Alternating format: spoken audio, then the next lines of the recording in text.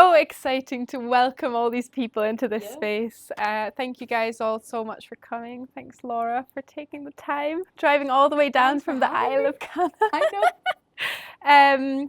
Believe it or not, a week ago, this space didn't have much of anything in it yet. So amazing to pull it all together with amazing colleagues and volunteers. It looks amazing. Well done. It really is. We rearranged everything again. Yeah. But yeah, the Food for Good project, it's all about, the shop is one part of it, but look around, the amount of our personal lives that are intertwined with sustainability, with climate is quite nice. And as Amal reintroduced, this is the educational part of our project. So we're going to talk all things sustainable foods. Love it. Maybe as a wee introduction, an icebreaker if you want, what would be your go-to tickle your taste buds, feel good meal for planet and yourself? That's a good one. I feel in lockdown, me and my family got a veg box delivery when I lived in Glasgow with them, and we quite regularly. I think I know a lot of food, right? But you would open the box up and go, "What on earth is that random fruit or vegetable?" Kohlrabi became a regular in our diet. But one of the things that I think we enjoyed kind of experimenting with was, what do we do with fruits and veg that we don't really know what they are? So we loved to do random coleslaw. So you would sort of get any sort of vegetable and think, let's shred it up as small as possible and make a tasty coleslaw. And we had all sorts of different combinations. And I felt that was good because you felt like you were eating seasonal, local stuff. And coleslaw was just a really good way of wrap it up in a bit of mayo, and it was perfect. But I also love doing like experimental lasagna. Do you know, like lasagna, we just traditionally think of, you know, your pasta, your white sauce, your meats, whatever. But actually experimenting with all sorts of combinations, like different veg in there, different colours, like trying to get it all going. And it's great to pack in your veg if you don't like it. So those would be my two things, like random coleslaws with exciting, exotic, local stuff, and then experimental lasagna, where you can change up the traditional recipe and make it a bit more exciting. Or disappointing, because my dad would go, "Is that aubergine?" Yes, I'm sorry. My cooking often gets referred to as experimental, but not necessarily in a positive way. But yeah, I agree with you on that one, because we used to get a seasonal veg box as well. And I think your mind gets expanded if you have access to a nice local farm that can grow loads of things. What can be grown in Scotland, and what is seasonal, and how much can you do with cabbage? Oh my goodness, yeah. Could you introduce a bit of what you do, your background in academia and activism? Of course, yeah, it's lovely to meet you all. I hope we get to chat more, but I'm Laura, currently live in Dundee, but I'm from just south of Glasgow in East Renfrewshire. And I guess I've got two hats that I tend to wear. One hat is I'm currently doing a PhD, so I sit in that academic world, and I do that between Dundee University and Abertay University, so both in the city of Dundee. And my project is looking at climate resilience and community engagement, particularly looking at how do we work with nature to make places more climate resilient, so that might be flooding and drought, but also doing it so that we boost biodiversity, boost immunity, make places better for everyone, but with that community engagement lens, because we want people to help shape their area, and we want people to understand what climate risk and vulnerability is and how they can themselves become more. And it's funded through the Scottish Government. So hopefully, once I've got a big thesis that'll be a doorstop, I can put it in Holyrood and say, take some of these recommendations, because they've funded this project and they see that. So one hat that I wear is that academic hat. And the other hat is I've settled on environmental pundit, so the sort of Gary Lineker of the environment world. So I get rolled out to kind of commentate on a lot of stuff that happens in the wide environmental sphere. And maybe 6-7 years ago, I started an online persona as Less Waste Laura that came out of a New Year's resolution. I think we all watched Blue Planet and thought, like, we need to do something. And I thought, this 2018, I'll try my best. And I started to document just what that looked like. not because I think one person can save the world, but because I thought actually it's quite a nice way to talk about it. And so I started to document online little tips and tricks for being sustainable. And that might have been, I mean, some of the stuff you've got here, you know, it was finding products and saying, here's a cool product that saves some plastic, here's how I've used it, here's where you can find it, or here's some cool food that's grown locally, whatever it might be. And over time, it's grown a bit and moved into more of that space of campaigning. You know, it's not just about here's a great product, but actually it's more here's a great campaign that's talking about fashion, plastic, food, climate, and trying to drum up a bit of excitement. And it takes me in all different avenues. So sometimes, most of the time, it takes me to like bins and recycling centres, which is not very glamorous. But other times it's launching campaigns. I did loads of work around disposable vapes, trying to address the issues with that. Other times I go to the COP conferences, so you're kind of globally trying to move forward climate action. And other times it's stuff like this, and these are always the most fun. You know, it's like actually seeing in local spaces what's happening and just trying to encourage more people to do it. So quite broad. Every day is a bit different, but those are the kind of two broad hats that I wear. It's really impressive. Also looking into all the projects you're currently enrolled in, what do you think is the biggest one you're working on just now? Or is it? So I should say the PhD. If my supervisors are watching, I spend 5 days a week doing that, don't you worry. But I don't know, I think it varies. You know, there's kind of ebbs and flows. And I think partly it's when opportunities arise, you know, lots of your time ends up dedicated to a certain cause. So the disposable vape stuff took over the last kind of 18 months of my life, but that was really reactive and amazing. And other times it's kind of shorter term projects. I'm coming into a season where I managed to get some Scottish Government funding to do a podcast with climate scientists. And we're about to go and do that. And it's going to be a really accessible, you know, easy listen, hopefully. So I'm about to do a bit of work on that. But it kind of changes. And I think that's nice, actually, because we will all recognise that climate change has no one solution. So actually, it's nice to be able to promote lots of the different projects. And also, I get to come and support them, you know, like community groups that are doing amazing stuff themselves. And I can just come and help give a bit of a boost and then see them flourish. And I suppose you learn a lot along the way as well, because you support all these wee projects and you see what it's like trying to push something on a government level, and you see what it's like pushing something on a grassroots level. I think when it comes to what we're doing here at the Food for Good, a big part of it is offering a kind of alternative to our like very commodity focused shopping.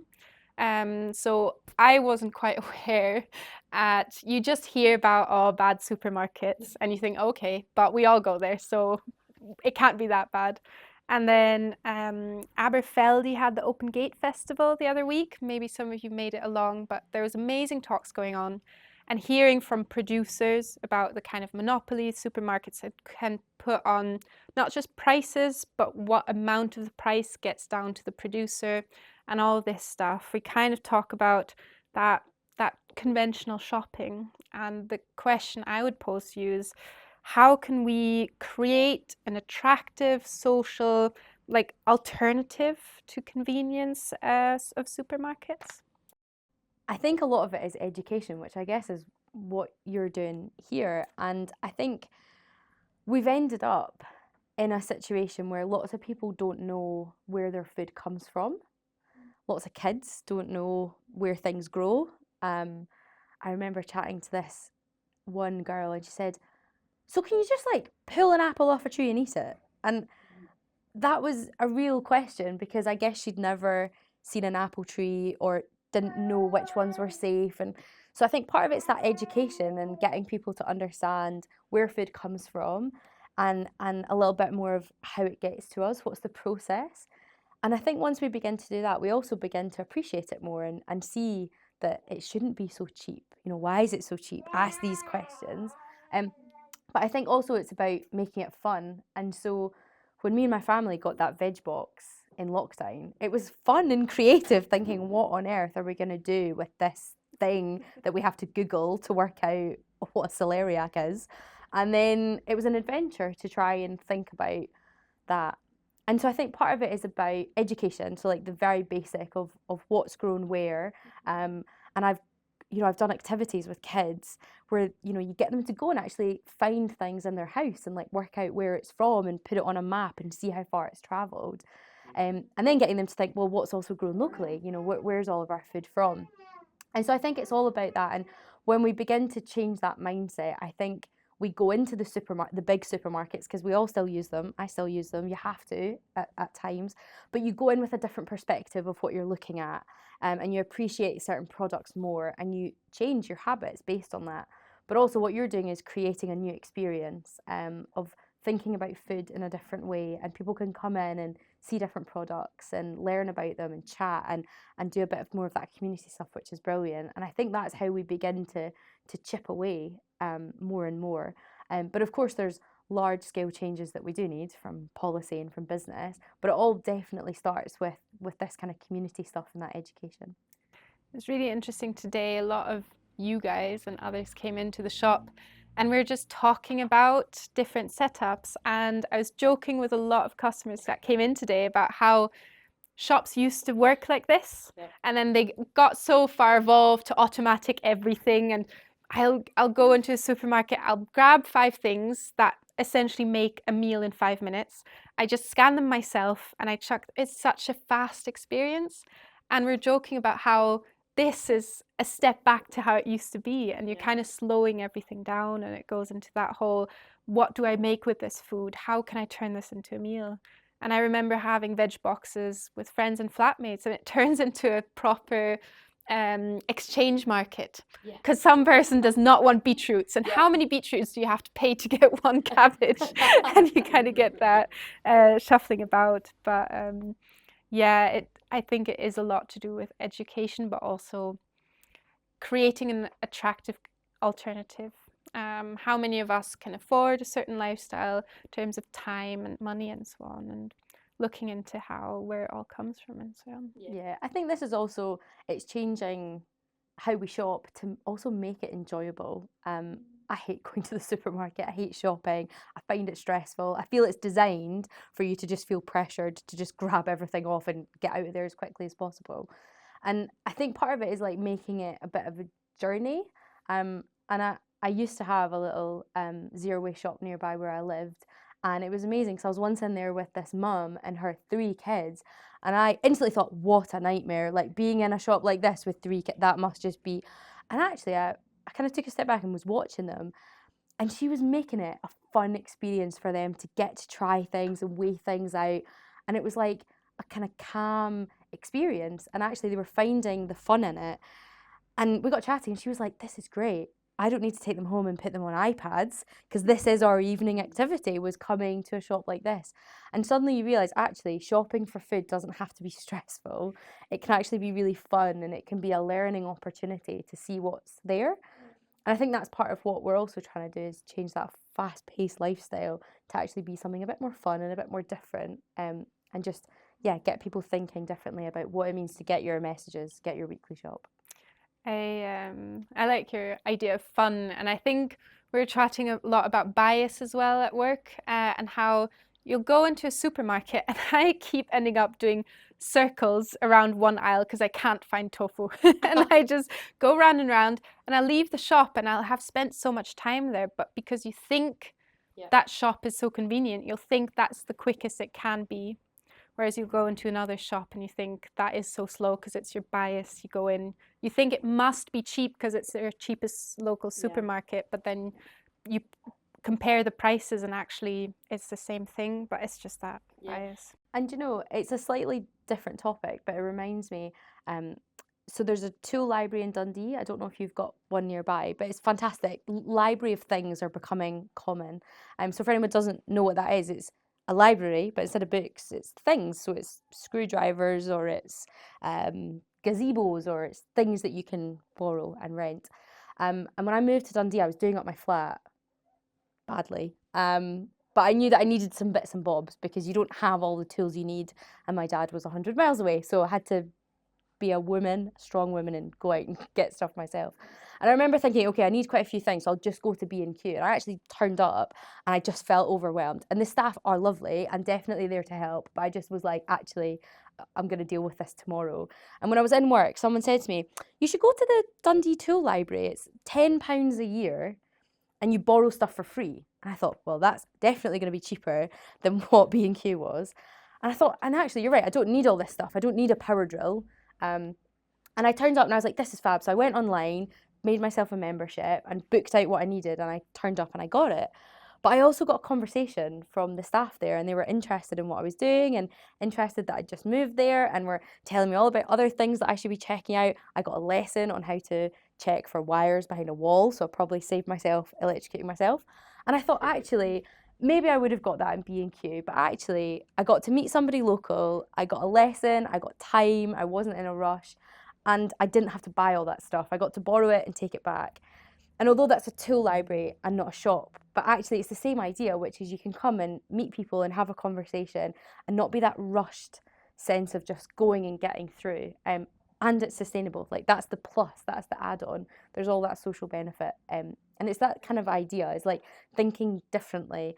And some of it's mindset, because when I was talking to my grandparents about it, they were like, but it's good to have your tools in the shed. I said, why? Because it just is. And he was like, don't dig deeper. I'm a man, I need to have my tools in the shed. But, actually it's just digging under. Like, why do we need to have all these things? And so it's just getting into the mindset a wee bit and seeing people slowly change. So true. We actually, as part of Remake, have a tool library. So yeah, it's really nice. Actually, as someone who works there, I had to make an account to get the bunting and seeing how easy it is, and like the various things we've got in there. And someone told me it just takes a minute, just create an account. I was like, I work here, I don't have to do this. And it just took a minute and it was lovely. And the bunting's lovely. It is. Also, guys, feel free to ask questions. We'll do a Q&A at the end as well, but feel free to pop any questions in at the time. But the next question is about kind of how alternatives in terms of shopping can bring life back to high street as well. And as you mentioned, and as we saw a lot today with people coming in, is that social aspect that a lot of towns, I am from Luxembourg originally, far away, tiny wee country. It's got a lot of high incomes, money, but our towns are dying out because you get so much more money if you rent a place or sell it. So there's no shops left. There's no things like these are really, really hard to get in. So the high streets, everything's closing down. They're selling it for more profit. And that social aspect gets lost because people just drive to work, do their thing, drive home, and go past a big, big shop on their way back. And as you said, those alternatives just create that social aspect to stop people from getting lonely, and might help a high street as well. Yeah, and there's a really interesting piece of work happening in Dundee, Aberdeen, Inverness, maybe Perth, but definitely those three places. So the local paper is the Courier. I don't know if it stretches all the way over here, but if you pay attention to it at all, they've been doing tracking the high street data. I don't know if you've seen this. So they've got a fabulous team of 3 data journalists who are lovely and love spreadsheets. And what they've been doing is tracking the health of the high street. So they've been basically, I think they do quarterly census of all the census of all the high streets. And so they just look at vacancy rates, and they look at ones that are still going, who owns them. They're beginning to really get a lot of information about it, categorizing, what are they? Are they food? Are they clothing? Are they something else? And they've been tracking it because absolutely the health of the high street is plummeting. And I think it's interesting that to see how that's been changing over time, but also alongside that, they did a big survey of people and said, why do you or don't you use the high street? What's the reason? And I think they were expecting it just to be, oh, well, I do all my online shopping, so that's the reason I don't come in. And of course, that's a part of it. But actually, a lot of it is there's no places to meet. And there's, literally, it's just all that commercial, come in and buy stuff. And actually having spaces that bring people in where they can come and spend time is fantastic. And I've got people like my granddad who's about to turn 88, and he now never comes into Dundee because he doesn't have any of that space. And he lives on his own, and you think, actually, how can we be creating more space for people?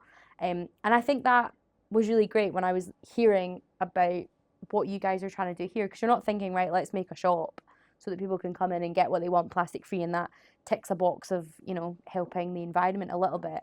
Actually, it is about creating that community to learn, but also that social aspect. And it's great, we've even got like visitors from around the world that pop in and have a nosy, you know, like, why? Because it's intriguing. I came from the United States to come to the Yeah, I know, just for it. But it shows that, you know, it shows that like when you've got nice bunting, which you can get at the Tool Library, and lights and signs and people, like it draws people in. And then you've got people who move to the area, Kyle, with the camera, and is roped in 3 months later to helping out. But like actually that's how it's done. And I know for me, like when I moved back to Dundee, a lot of these places I would go to tick the box of environment, as in I wanted to go to the zero waste shop to try and reduce my waste. I wanted to rent my tools, you know, I wanted to just, but actually you stay for the conversation and you stay for the networking. That sounds so corporate, but like community building. And I think that is something that, you know, I feel the environmental movement very broadly has done a poor job of explaining all what we do. We sort of used to talk about like a polar bear on an iceberg that was shrinking and getting smaller. But actually, we don't have a sustainable planet if we don't have sustainable people and communities. And so I think it's great to see that social action and environmental action coming together in a really good way. We're not trying to, you know, put a square peg in a round hole. So yeah, I love it. It's great.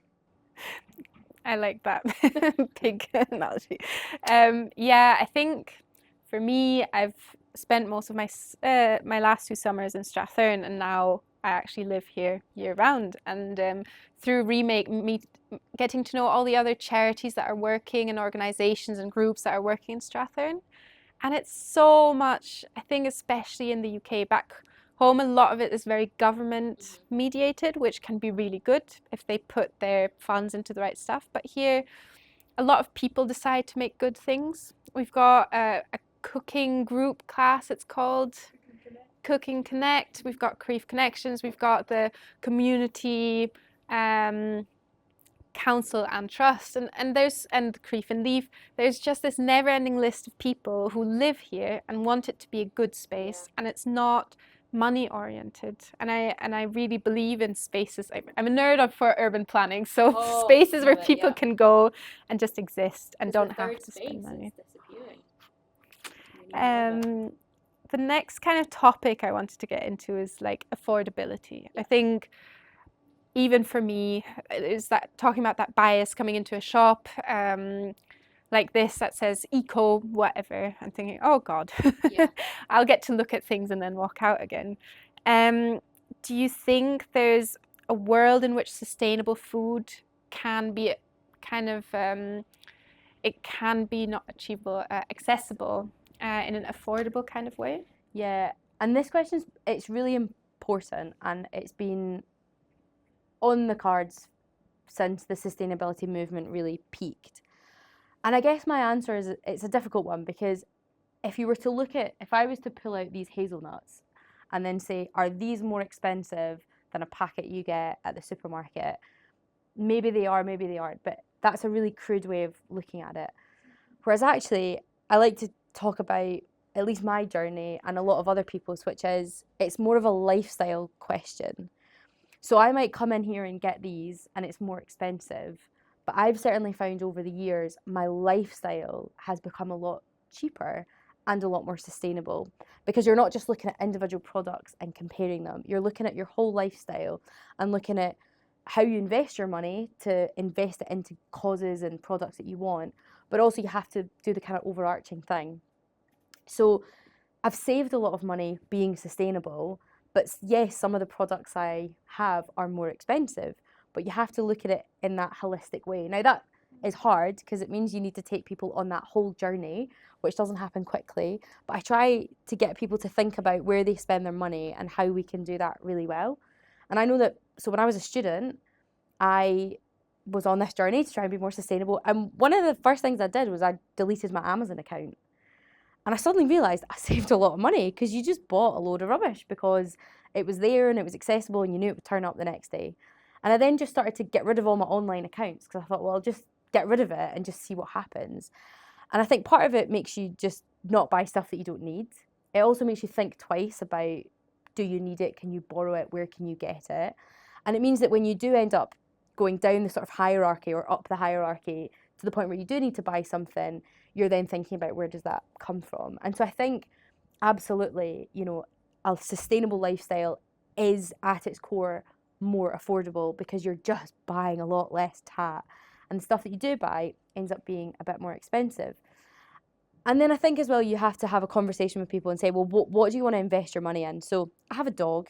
That's a luxury. That's not, you know, it's a lifestyle accessory. It's not, you know, you don't have to have one. So I made a decision that if I'm going to have a dog, I need to have this is a choice that I've made and I want to make it as sustainable as possible. And to talk about a really random thing, but like dog poo bags, as an example, there's a whole lot of greenwashing out there, right? So you can go and buy the plastic ones and they're cheap as chips. You can then buy ones that are a wee bit more expensive that are sort of compostable or, you know, and they're not really. But there's actually a company that I came across a couple of years ago called Project Harmless, and they make them and they're water dissolvable. So it's not this kind of compostable bioplastic that doesn't really work. It's like water dissolvable product. They really are the real deal. And it's a subscription, so you like sign up and they just send you them in the post. But it's £10.50 a month for dog poo bags, right? But in my head, I'm thinking, but I know this is the best choice and my dog is not an essential. So I'm investing my money to make the best choice. And so sometimes you have to have that own conversation with yourself and say, you know, what am I going to do to accommodate that? Now, not everyone is in that position, but for those of us who are and choose to have extras in our life, I think it's important to navigate that. But I do find it is, you know, more sustainable, and then you get to spend your money better. But it's you know, but if I was to take these out and go, you know, you'd have a yes, no. But it's about that holistic, you know, trying to think outside the box. That was a waffly answer to a question that people want a yes, no to that. But honestly, you do have to, and you know, it's like the tool library. Saved myself hundreds of pounds, but I still spent some money. And it's just a different way of doing it. I think you're very right. There's always if I save here, what other costs do I have down the line? There's that whole thing. I spent a lot of time thinking about the prices of these. So if anyone has any questions about how it compares to supermarkets, I can give you a very long answer about it.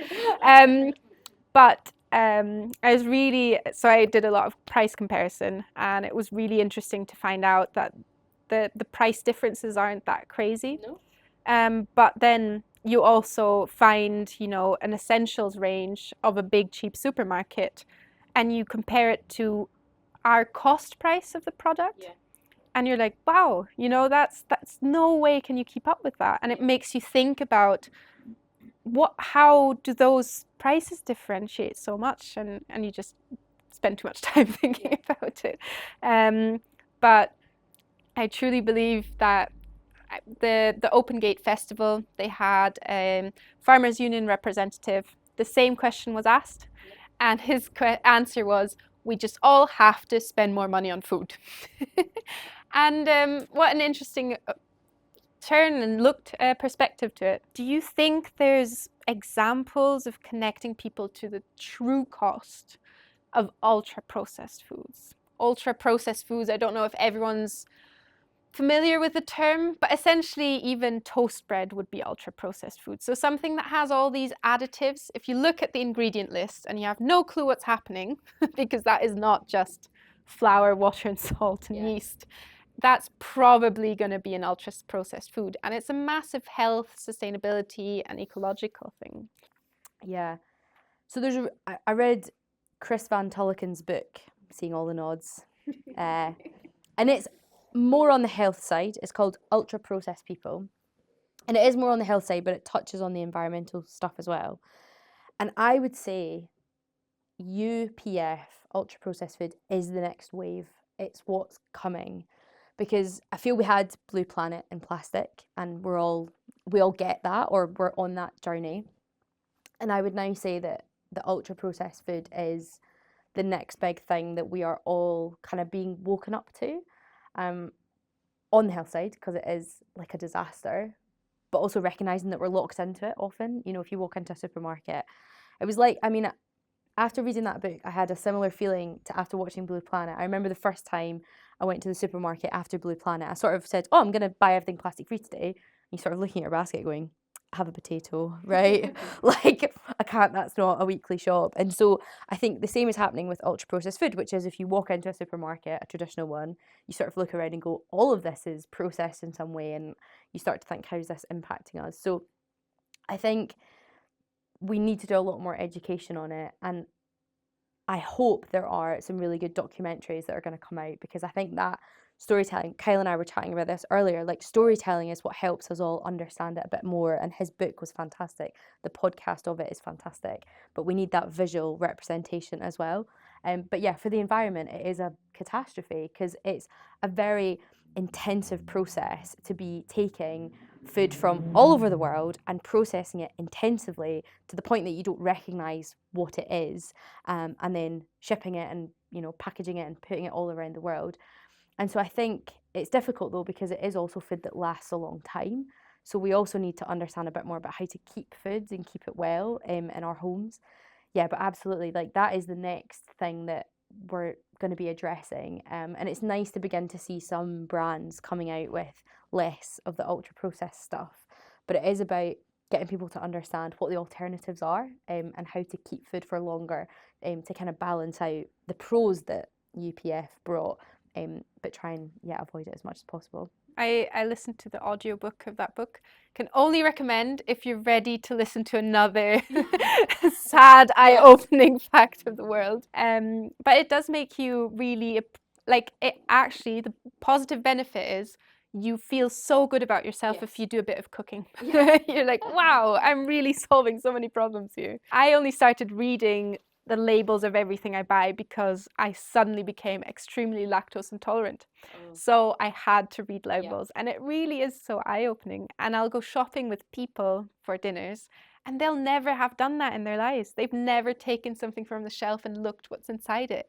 And they'll have to do it if they want to eat with me. So they go like, oh, is this a group activity? Okay, oh God, put it back. Yeah, I think the nice things you see is a lot of schools are getting involved with it as well, and so many parents are getting involved with it as well. And this whole like teaching a kid, I can pick this apple from that tree. I can get that. It's currently is it bramble season? Picking so many, and what can we do with them next? Obviously, not every family has the time to go out with their kids, pick them, and then make jam with it. But what a beautiful kind of learning process to see where it comes from and how much sugar goes into jam. Because it's not ultra processed. So there goes that.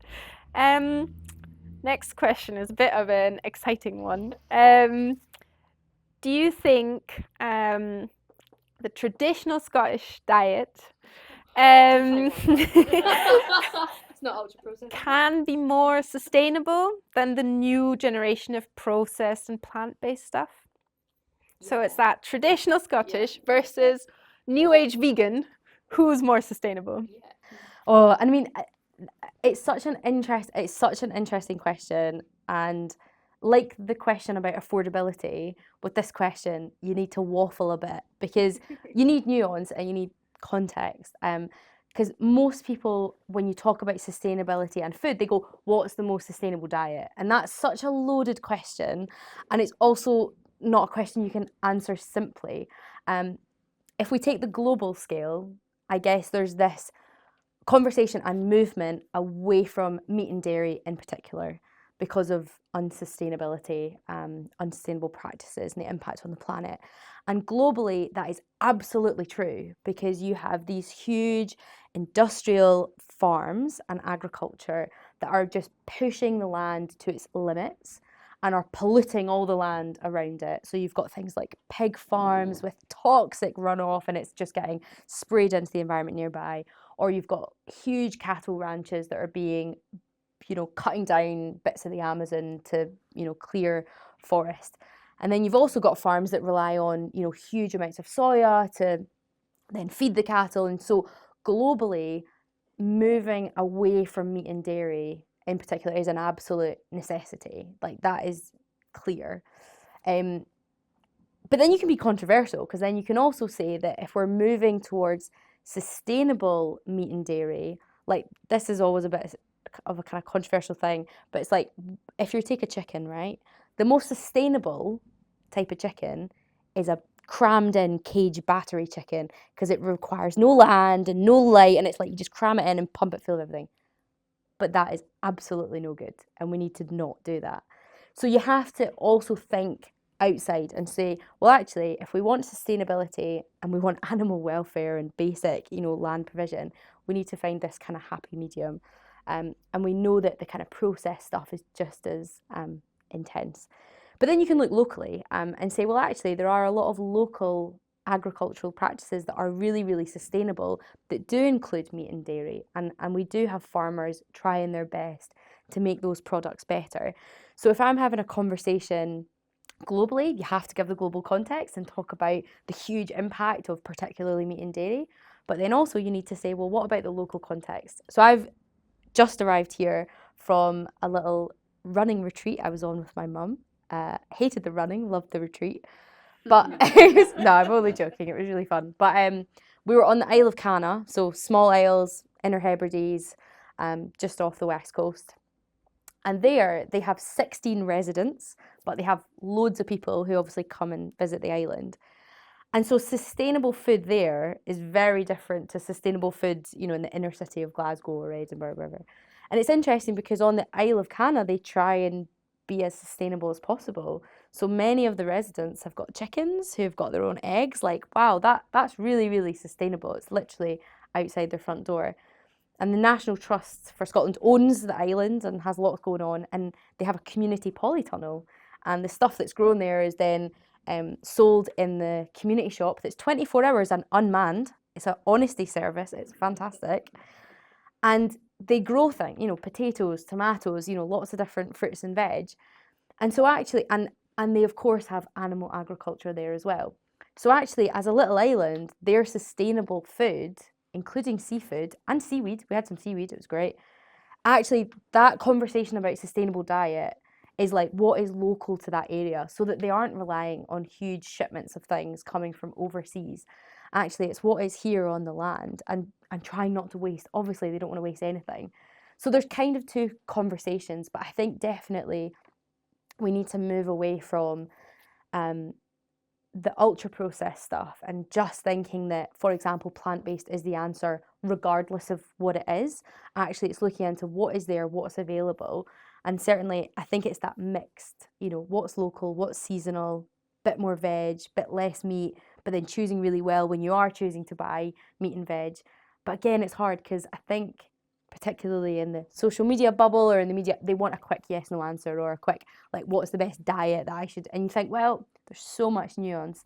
And also culture, there's globally, a lot of culture is attached to diet, and you can't strip that away and say, well, my Scottish Western view is that you should never have X, Y, Z. Like, you have to appreciate where people are coming from. Sorry, more waffle. It's good.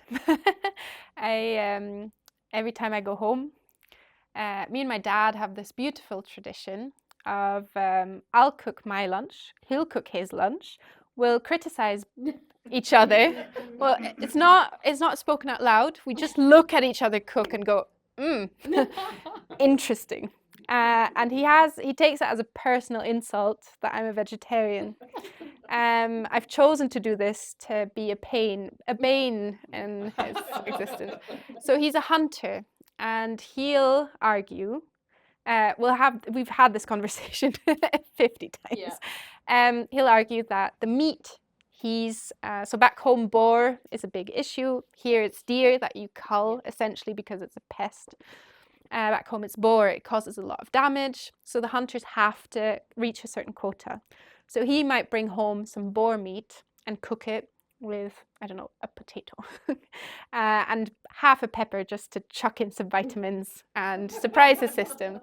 And I'll have some quinoa veg burger. Yeah.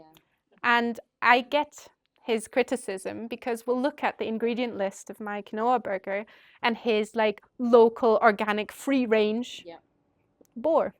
And I've actually learned a bit from that argument, because we're not all going to live off of freshly shot boar every day. I don't think that is a feasible system. But also, if we all eat imported, ready-made, chuck it in your frying pan, it's a whole meal quinoa burger, we're not getting anywhere either.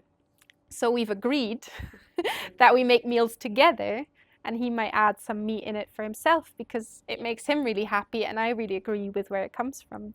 And I think we've had that same debate in this shop where we have tinned beans and we've got bulk dry beans, and we ended up in a long debate about where does aluminium come from? How often can you recycle it? What about transporting the water in the tin? How about boiling this and soaking this for hours? And I think it is about a holistic approach, and it's about not guilt tripping yourself because your tinned bean has a slight bigger carbon footprint than your bulk dried organic bean. Yeah. And I mean, I remember the first time I did that supermarket trip trying to buy stuff plastic free, and I was standing at the bananas and there was fair trade in a plastic bag and non-fair trade loose. And I'm like, fair trade or plastic free? Fair trade? And honestly, I was standing there going, get a grip. Like, just, and I think I just left it. I was like, I'm not even going to buy anything. But, you know, I think we can absolutely get lost in the nitty gritty of like, yeah, absolutely, what one kind of small bit can we do? But actually, it is the holistic thing, and that's not always the easiest. You know, and it does mean a bit of this and a bit of that, and yeah, and I think also it's just about us being less fussy. So like the worst food for the planet is the food we waste, the food we don't eat, right? And a third of food globally is not eaten. So it's either left in the field, left in the supermarket, or left in our fridge. And we've all had stuff that goes off in the fridge, right? Like we do. And so part of it is also that, and it's great now to see a bit more wonky veg coming in, and we're getting less picky. Well, it turns out we weren't picky, right? The supermarkets thought we were picky, and actually we're like, I'm happy with whatever. It's getting chopped up in a soup anyway. Yeah, happy to have that. So I think it's great to see things like wonky veg coming in, and that helps us be less picky. And even with things like if you are going to have meat, you know, like try not waste it. And I think that's a cultural thing. So when I was doing my master's at Edinburgh Uni, it was a super international cohort. We had people from all over the world, and we had a strong group of Chinese students with us. And we were doing some field work out in Morocco, and they had this amazing dinner, and we were all on kind of different tables. And it just so happened that a lot of them sat together at one table, so we had all this food. And I was mortified when we were leaving this amazing restaurant because they brought out so much food for us, and it was like tagines, and it was amazing. And part of it was like they brought out loads of chicken, and it was embarrassing to walk past the Chinese table and our table. They had pulled every single piece of meat off that bone, and it was literally just the little bones that were left behind. And it was us, it was like half the carcass was still there, because we don't really want the wee cartilagey bits, or I don't really like that bit. I don't like the brown meat. And it was really embarrassing to actually think, like, we've got so used to the perfect chicken breast or the perfect bit of this, that, and the other thing, that suddenly we're actually wasting a lot of food. And you can go down the animal bit and be like, that was cooked for us, you know, to enjoy, and we've left half of it behind. So I think part of it is getting used to that. And our traditional roots, like haggis, pretty sustainable. It's all the bits we wouldn't normally eat. So, you know, actually, yeah, I think a lot of it is then getting into our own heads and saying, actually, you know, how can I cook this stuff better, not waste as much, and challenge a little bit of what's been ingrained, because we are used to the perfect food that's not perfect. That's not the real world. So it's also getting into that mindset as well. I think making food special again. There was that big movement of treat yourself and kind of enjoy the little snacky snacks you get to buy yourself. But I think your evening meal, your lunch box, your leftovers for the next day can be special as well, you know. And that was kind of the conclusion from that food festival on the other end of Smaglin, was we've got so many local producers. Whether you're veggie or not, you can decide, I can't treat myself to this every day, but if I get it a few times, it gets to be really special. Say the nice meat, say the nice veg from the Tom Naha down the road, or wherever your budget is, wherever your time availability is. you can make it something special. And I really like that thought. A wee other question was, we're talking about food miles being a big part of climate change and food. We had this wee workshop somewhere, and we're thinking about food labels. Do you think we've got these Nutri-Scores, red to green, this is good for you, this is bad for you? We could question the whole thing. There's a lot of kind of criticism for those, but what if we had that for food miles and thought about, okay, this food comes from down the road and this food comes from China? Interesting fact, we were talking about it today. Most of the garlic, was it, that you buy, onions and garlic, or just the garlic? The garlic comes from China that you get in a supermarket. I was trying to source for veg boxes, was trying to source onions, Scottish onions. You don't really get them. Most suppliers don't get onions from Scotland, and you'd think that's crazy. You get them from Tomnaha, down the road, amazing, we've got those. But it kind of, things you think you know, and then you find out that that's imported from across the world. But yeah, having more labels, do you reckon that's a good way to do the education? Yeah, I mean, on one hand, I think it's great. The caveat is we already have to look at so much that like adding on extra labels might just make shopping even more stressful. But I think, and actually that book that we were discussing earlier kind of talked about how labeling on food could be a lot better. And I think what would be interesting is to have a sort of climate impact on it, because right now it will say made in X, Y, and Z. But what would be interesting, because there are products that we do rely on that we can't grow here, but it would be interesting to have some sort of recognition of the impact it's had. The only time I've really seen this being done well was COP26 when it came to Glasgow. All the cafes were selling coffee and sandwiches and all the rest of it. And they had, you know, the item, the price, and then it had tons of carbon associated with it. I think it would have been grams for obviously just the one meal, a ton of carbon for a sandwich, but it actually had the carbon associated with that item.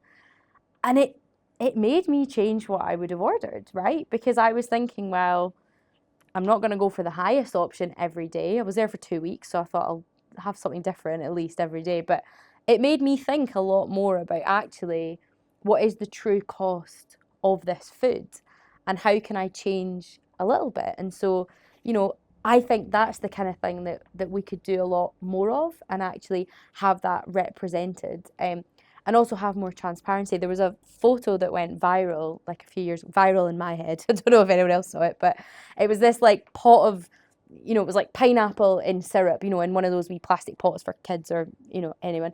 And it said, you know, it was grown in, and then it was, you know, a country in Africa, packaged in, and then it was a country in Asia, and then it was sold in, and it was someone saying, and I'm in America and I've got this. And there was this map going, you know, what a distance that is gone. And so I think also having that just helps make more decisions. And maybe it's also, you know, the reason you walk into the supermarket and stuff from further away is cheaper is because we don't support our farmers enough. So actually, if we said, well, there should be a cost attached to bringing all that stuff over, it means that the more expensive stuff from here, we actually see that it's not more expensive, it's what it should cost, because somebody's paying for the cost of that being cheaper. And normally that's people, you know, people in a supply chain that's broken, and there's normally, you know, and I think there's a really interesting company, Tony's Chocolonely. I don't know if you've got it in the shop, but it's like, you know, and they are much more expensive than any other chocolate brand, but their whole point is chocolate should not be cheap. And if you're not paying the cost, somebody in the supply chain is. And I think that's the crucial thing, because a lot of these products, you know, we buy way too much food than we need, we do. And so part of it is like actually companies that are disrupting that are actually helping raise awareness. And I guess, but it does all come back to, you know, the choices that we have. But I certainly think something on packaging would be helpful. But I am wary, because now, you know, you get things like sustainable palm oil, and some people would argue you can't have sustainable palm oil, and some people say you would. So, but I think some sort of thing would be good. And the traffic light system that we have for sugar and salt and things has been kind of argued for a while by campaigners that we should have something similar. But I think some sort of thing would be great just for people to see it. We'll get 5 different types of traffic lights Yeah. on every like item you buy. I It's know. like, well, it's green this way, but red that. Oh no. I know, and that is the hard thing, is we don't want the banana, situation with everything, and we already feel guilty enough as it is buying food half the time. So, and I think that's why we need like really big change from big companies, and that's the slow oil tanker. What a bad analogy, but renewable energy tanker. That we need to move. And I think it's just there's different levels, and so maybe it starts with cafes, putting it on their products, because that's easy, individual places, not to give you another label to put on here, but, maybe that is something that we can look at, is actually say, well, here are some, and it chips away, and slowly we'll get the big change. Me and the label maker have become close friends. Yeah, I think it was really interesting. We've got a main supplier for Whole Foods, and Catherine is our main contact for Green City, and they do an amazing job supplying wee shops with like bulk items that we can't get from the local community.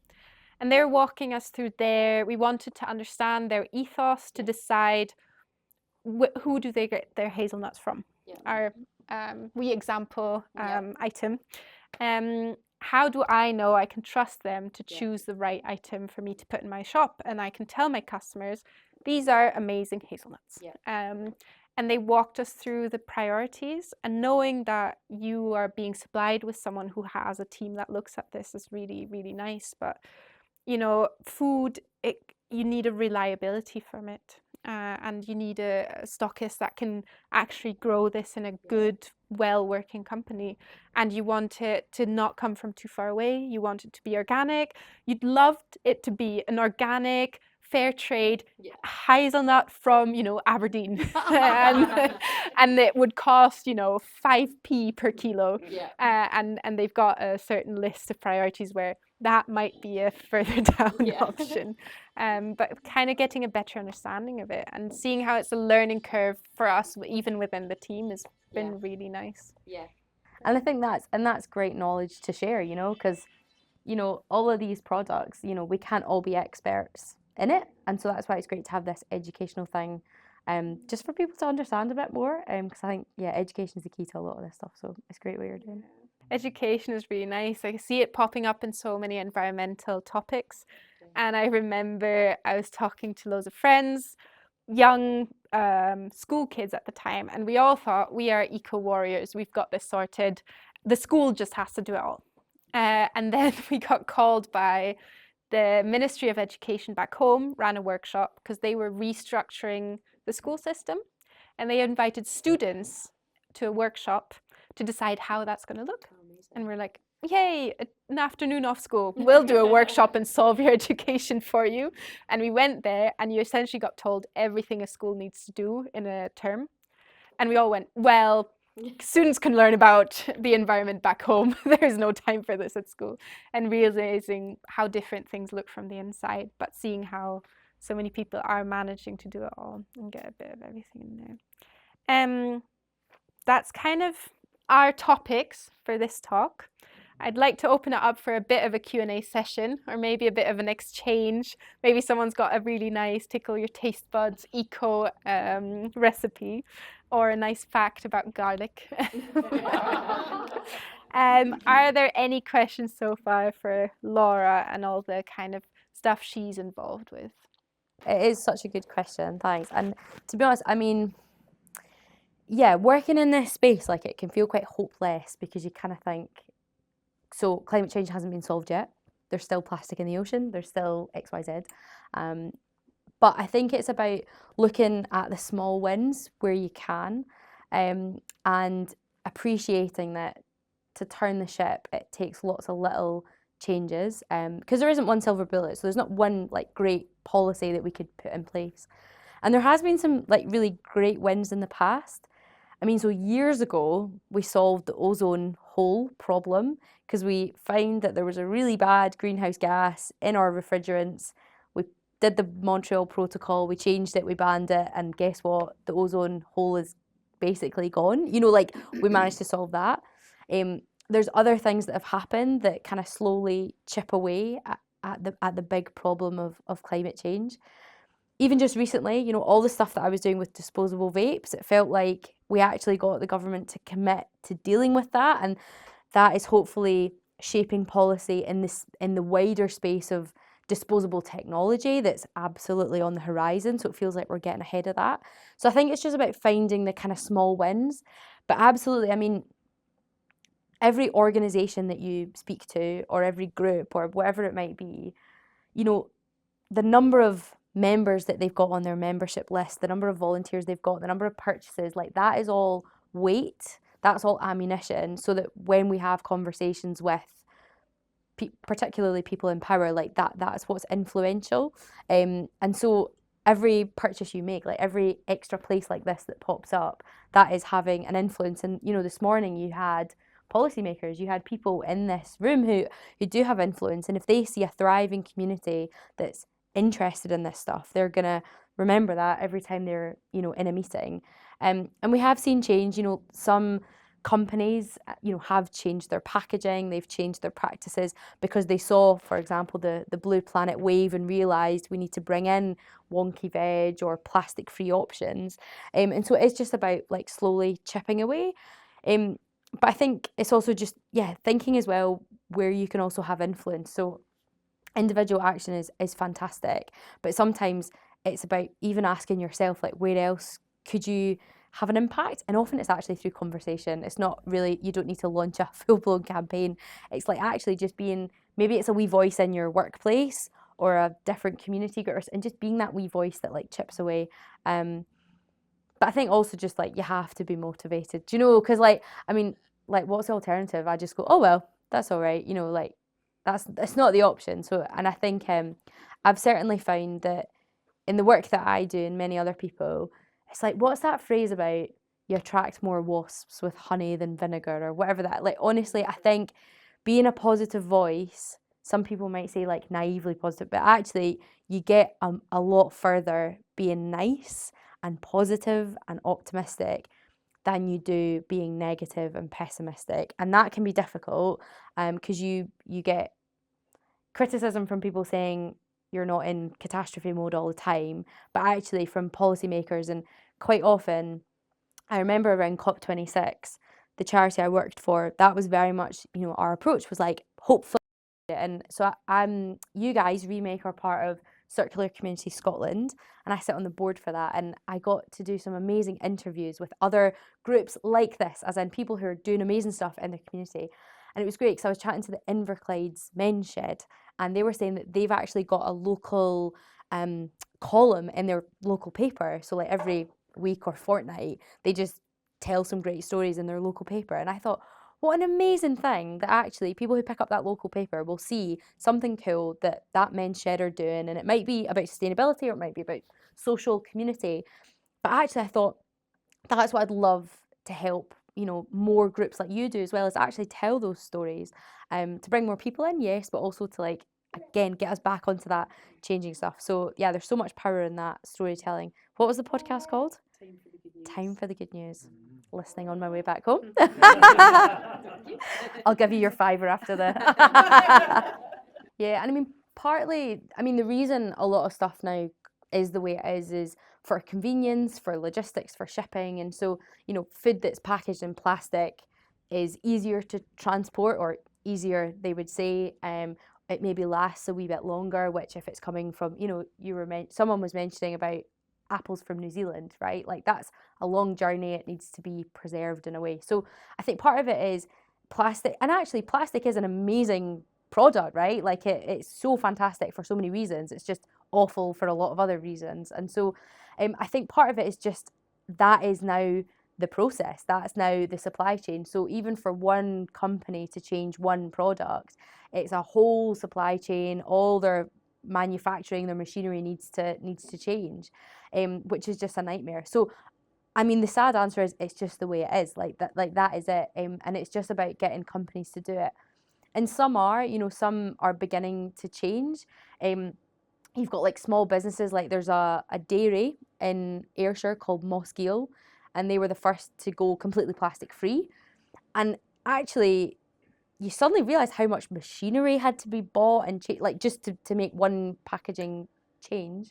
And we are beginning to see it, but unfortunately it's for all those reasons. And we are beginning to see it. And I remember like cucumbers became a bit of a thing because cucumbers are wrapped in plastic and they're so annoying to open. It's like the fiddliest thing ever. And then we suddenly got lots of cucumbers. They were called naked cucumbers, and they came without the plastic. And everyone thought, "Oh, that's fantastic." And I remember then the plastic came back in, and everyone said, "Well, hold on a minute." And they said, "Oh, it's about the longevity of the product. It's actually to save food waste."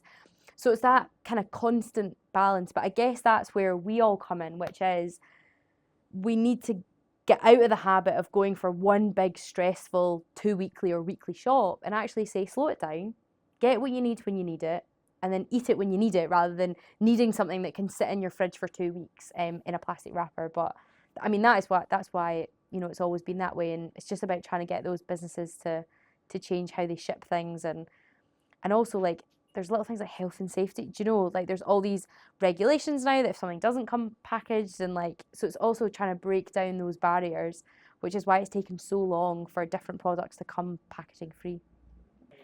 So, I mean, so important like that, and I think actually part of it is for that learning, whether it's learning how to use a drill or whether it's just learning about what's in the local area, like that's where we get our best ideas. And I think also in this space, like not everybody is interested. Everybody should be interested, but not everybody is. And so being able to actually sit in a room, and this feels like a very safe space of people who are intrigued in what we're talking about, being able to actually come and sit and have conversations and also dream, because like a lot of the things we want to do or want to see are not going to be achieved by 1 or 2 people. Like it's actually getting that community. So I think that's why I love what you're trying to do with this space and doing with this space and will do with this space, is actually creating a space where you can literally roll these things out the way, fab, and create, put down chairs and seats and, get people chatting. And I think as well, not dismissing the online stuff as well. And COVID was the perfect example, but ultimately online communities of people are also just as important to be doing that learning and sharing from things all over the world as well. We don't need to just take inspiration from people in our community, but actually globally can have these amazing ideas. And that's probably also what comes back to that hopefulness question, which is like, if you've got people around you who are doing things and are inspiring and are infectious, like that'll really help us go on.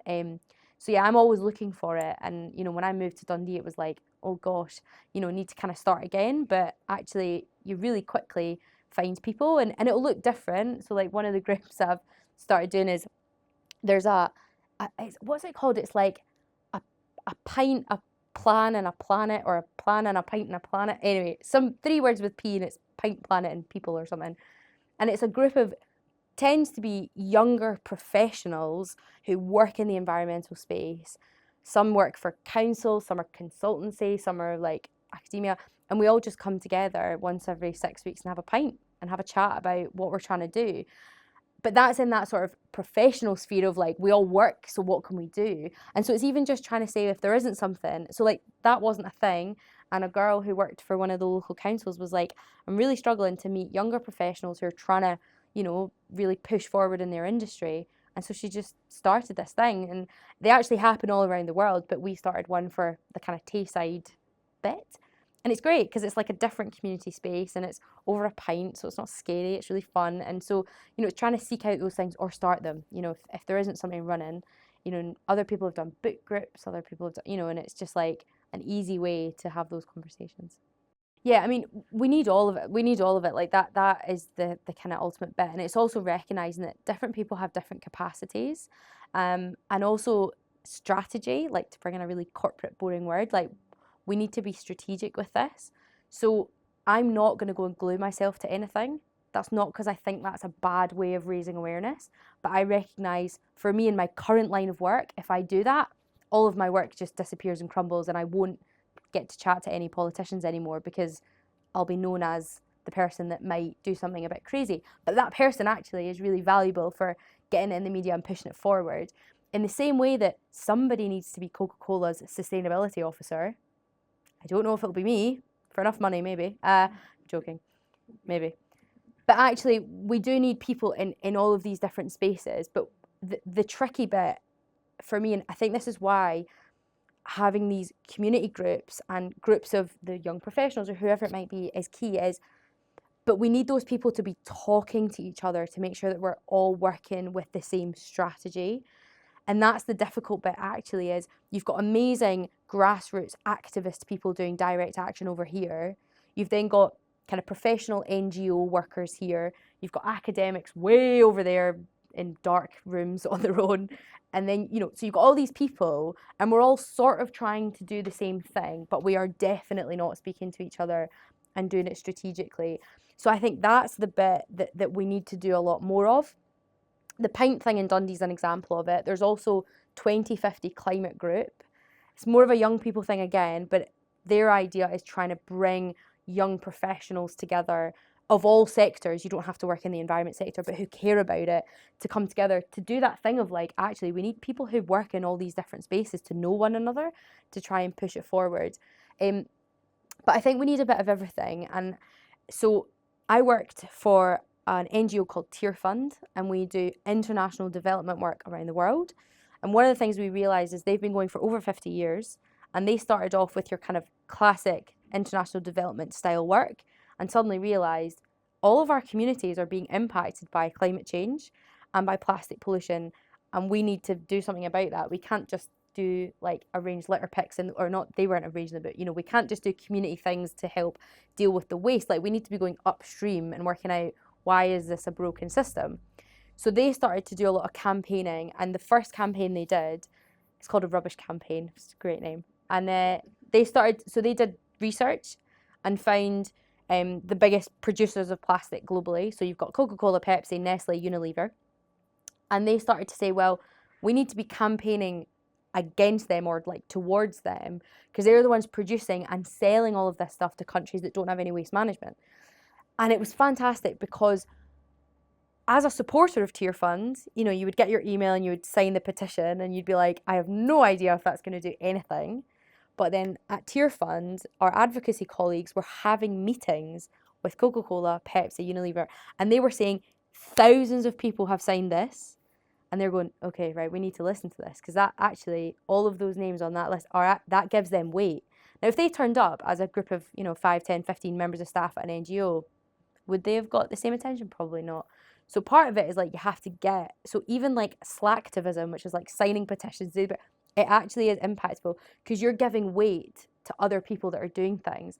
So actually it does, like it chips away. So I think like all of it helps. And I even remember things like there was a little campaign against Walker's crisps where people were sending back their packets to the head office, and it was just really annoying, but it got their attention because they were like, this is really frustrating that there's hundreds of packets of crisps. And so actually doing little things can actually shift it. It is, absolutely. And so all of these little direct actions can help, whether it's buying something here, sending back a packet, and also things like just writing emails. And the thing that really shocked me was, so the disposable vape campaign is slightly different, but we were trying to drum up some awareness for this issue. We were doing loads on social media, doing stuff in the radio and things and TV and all the rest of it. And there was one night where I was just kind of sitting thinking, like, what else could we do? Like, what might be useful? And I was really bored, and I thought, I'll just email every councillor in Scotland and just see what happens, right? So I sat for a night and just compiled all of the emails for all the councillors and put them into big groups and I just emailed every single local authority, but all the councillors were CC'd in. And I just said, look, here's this issue, here's some statistics, here's a bit about me, here's a bit about what we're trying to do. I would love for you to do something about this. And the ask was, as a council, can you sort of like support a ban and write to the Scottish Government? And out of the 32 local authorities, 29 out of those 32 took this issue to meetings, as in motions, like actually actioned it, cross-party, every single party across these had some sort of influence, and 29 supported a ban, and they all wrote to the Scottish Government. And Lorna Slater at the time was the minister, and she said, that was one of the most influential things, because councils don't ever come together and agree on stuff. So the fact that you had 29 out of 32 is like amazing, and they all were saying the same thing: these need banned, can you please ban these? And I just thought to myself, like, that was a Tuesday evening in March last year, and I just decided to send these emails out. So actually, there's small actions that can have huge impact. So yeah, like, and well, so and this is where it becomes difficult, because you almost need something that's manageable, and that's the difficulty. Because if you say let's ban oil or ban plastic, it's way too big. Disposable vapes was like right on the money in terms of it. So I think what could be interesting is we've got the disposable cup consultation out. I think it is still open. Let's just say it's still open. And so actually, like, that could be a really bang on the money thing, which is like, these are just such a nuisance. So, and this is but actually what I will say though is, so with disposable vapes, like, I did have some critics who were like, why on earth are you spending so much of your time campaigning about disposable vapes? Like, look around you, there's so much worse happening. But actually what it did was say, here's a really specific thing that we can actually nail on the head, but let's also use it to frame a bigger conversation about the rise in disposable tech that's coming, and the sort of constant evolution of the tobacco industry that's just never ending. And actually, that helped us shift forward conversations in both of those spheres, even though we did it through a really, really niche thing. So I think part of it is like trying to get really specific.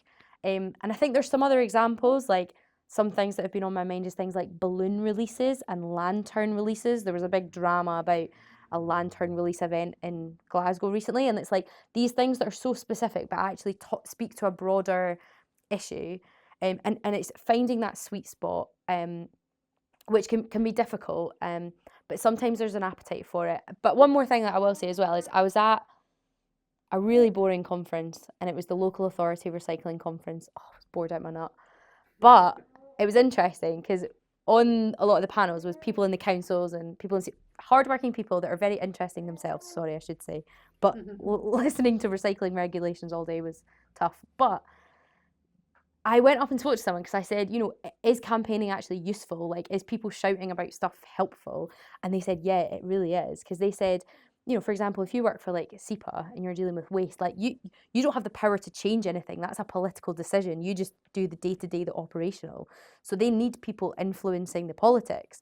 So they were like, we can't just decide as SEPA to ban vapes, but if you shout about it and get the politics, we then can, because that's part of the legislation.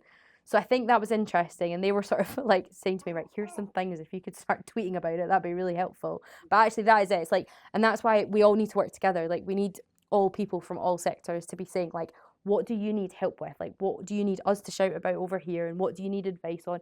And then the academics, like, that's the other bit I'm in. Like, what do we need research on? Like, tell us. So I'm quite aware of us getting to 8:30, so I'll just make some closing things, and people who've got more questions can stay on. But one thing about this connectivity, about that feeling motivated, feeling impactful, I think, at a risk of sounding a bit activisty, because a lot of my friends are a bit in that. A great way to demotivate people, to stop being annoying and stop shouting about things that might impact budgets and income, is making them feel isolated and making them feel like whatever they're doing is just a drop in the ocean. So if you ever feel like that, it's because a lot of the time we are made to feel like it. So I lived in Aberdeen for 5 years, and I was very involved with all the eco groups there. And we were doing beach cleans with our uni group. And we did a beach clean twice a semester, and you go there after a big storm. The beach looks crazy full of litter. It's really demotivating. You get about 10 to 30 people out there. We'll do a strip of beach. There's still so much plastic, and you go home and you're like, what a waste of time. And then a year later, I was suddenly, all the advertisements for all the different litter picking groups in Aberdeen suddenly showed up on my Facebook page. And I realized that every group felt isolated and like they were doing it by themselves and like they were having no impact. But there was up to 10, if not 20 groups of people dedicating their free time to picking up plastic. And every time we went out, we'd get 8 bin bags full at least, and the council would just pick it up because they didn't have the manpower to do it, but they were happy to divert a truck to pick it up. And we might have felt like we weren't getting much done, but we were part of so many groups doing the same thing. And if all of those groups collect, 5 to 10 bin bags full every time they go out, how much is that cumulatively across the year? And I think that's something to hold on to. We're all here and we might be preaching to the choir, but we also preach to all the people who don't want to hear about it. And I think it's that hold on to being a wee bit annoying, because they are really impactful things. Thank you so much. Thanks for having me. It helps with making conversation. Good. Okay, good. Thank you guys for coming so much, for supporting the opening of this. But it's part of just a big network in Strathern and just generally. So it means a lot to see so many faces, some known from today, from before, and some new. So thanks for this. What a lovely event. We've still got some popcorn, we've still got some drinks. Feel free to stay on, feel free to ask us some questions. Feel free to go home and get a good night's sleep. I might.